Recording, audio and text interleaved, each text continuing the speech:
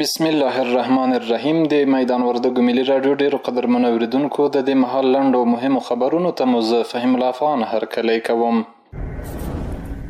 د میدان وردګو ولایت پوهنې ریاست اسلامي زده کړو امیر مولوي سید محمد حقانی په مشرۍ پلاوي د ادارې او ښوونیزو چارو د ارزونې په موخه تېره اونۍ نرخ ولسوالۍ کې له 45 دیني مدرسو څخه څارنه ترسره کړې. د یاد امریت مسؤلینو په وینا پلان لري روان کال به د ولایت په سطحه د ټولو دیني بنسټونو څخه دوامداره څارنه وکړي.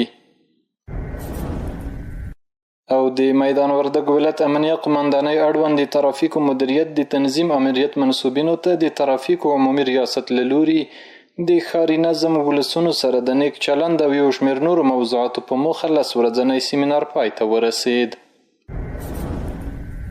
د سترې محکمې مرستیال ویاند قاري منصور احمد حمزه وایي چې د اسلامي امارت له بیا واکمنېدو را په دې خوا د روان 1440 هجري قمري کال د 3 روبې تر وروستیو پورې په ټول هیواد کې 1121 د قتل قضیې حل او فصل شوي دي.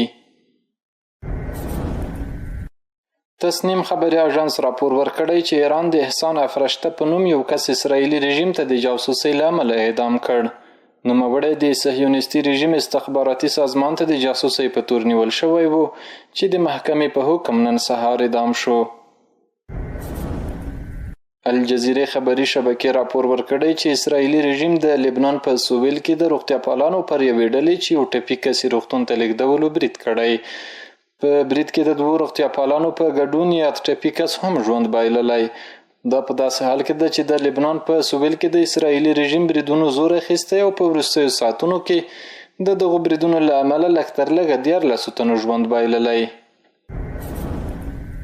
د امریکا ولسمشر ډونالډ ټرمپ چین ته له روانېدو وړاندې له خبریالانو سره په خبرو کې ویلي چې د چین له ولسمشر شي جین پینګ سره په لیدنه کې به د نوموړي ډېر تمرکز پر سوداګرۍ وي.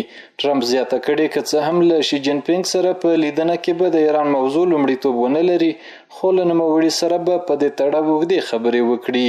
خو ټرمپ په خپلو خبرو کې خبرداری ورکړی چې یا به له ایران سره هوکړه وکړي او یا به یې سخت وځپي. قدرمنو اوریدونکو، لنډ او مهم خبرونه همدومره وو چې ما فهم الله افغان تاسو ته وړاندې کړل. تر بیا ښې چارې.